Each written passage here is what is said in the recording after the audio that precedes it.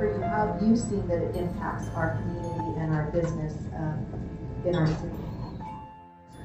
For example, per year, just for the 2.5 full-time staff people who deal with human trafficking in our city, would be about $200,000.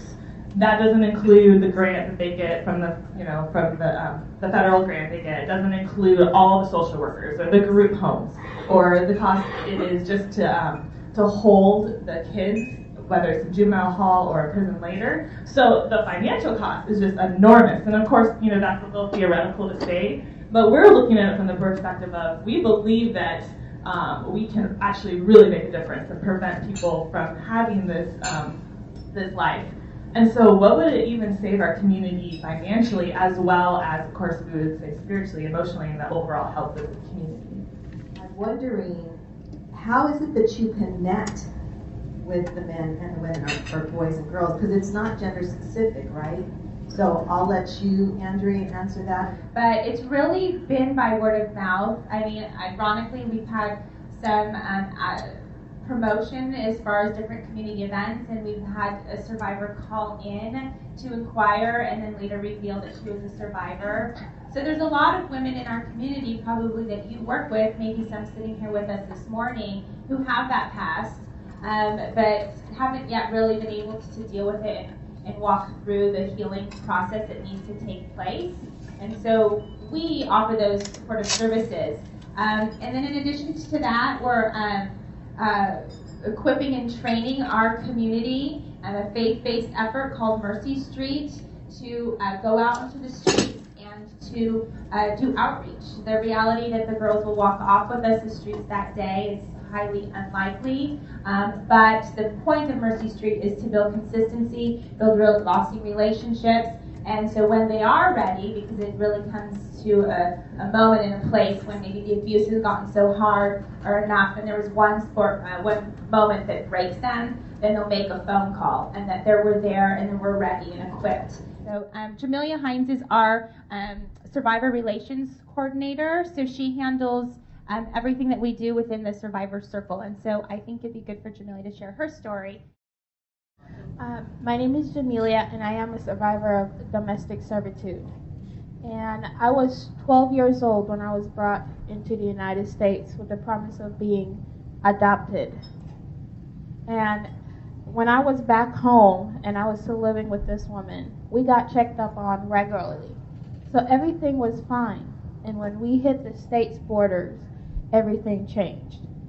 The cable wires came out, the broomsticks came out, the punches came out, everything changed. I turned into a mother, I turned into a maid, for not just for the children, but also for the grown-ups as well.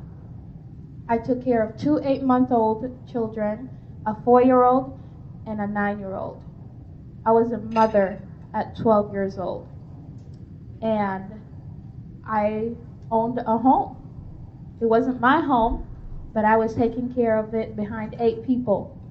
Instead of being outside playing with the other kids, I could hear the laughter outside, and I could hear how much fun they were having, but I was too busy changing diapers.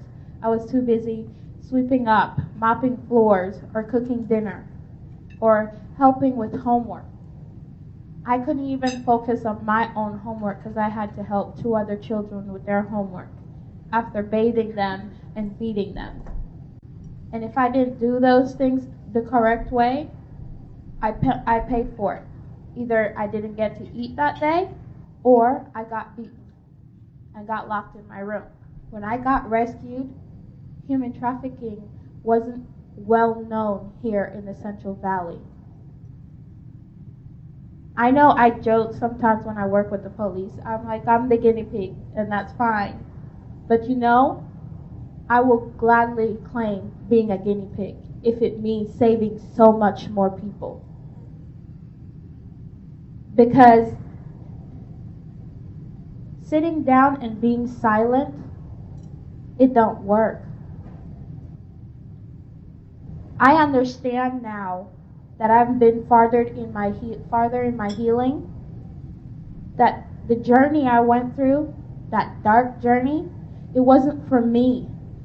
It was so I could stand and speak in front of so many people, so I can help them open their eyes and help all the others that are still in that darkness.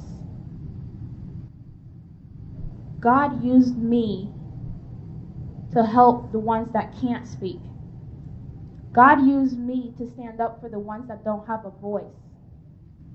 Some of them that don't even have the courage yet to stand up and say, I'm a survivor. And that's why I wanted to work with May for them and started a survivor circle, because I knew I wasn't the only one that went through this. I knew I wasn't the only one that's having these dark, ugly days. I knew I needed other people who are surrounded around me that understood what I was going through. I love my friends, but they don't know the real me, because I can't explain to them how I'm feeling on my bad days, because they don't understand. They weren't there. They don't know what it's like to not have hope sometimes. They don't know what it's like to just want to just let go and let the beatings just go as far as they can. He even take you out. They don't know how that feels. But the sisters I have in my survivor circle, they know what that feels like.